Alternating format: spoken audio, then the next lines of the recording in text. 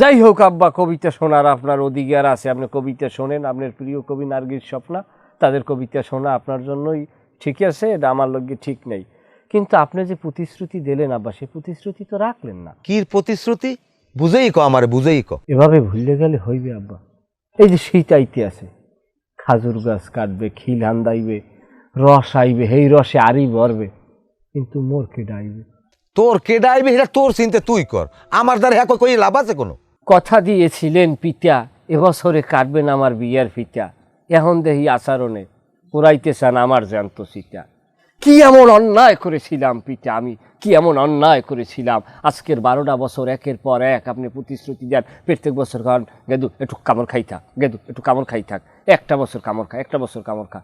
এই মোষটে বেচছিল, এই গরু হইলে মোষ বিয়ায়, গরু বিয়ায়, ছাগল বিয়ায়, বেচেন, ই হরেন, এই করেন, সেই করেন। বছরের পর বছর যায়, মাস ঘুরিয়া মাস আয়, আমার কোনো কাম হয় না। খাডালের মাটি আমি কামড়াইয়ে শেষ করতে আছি।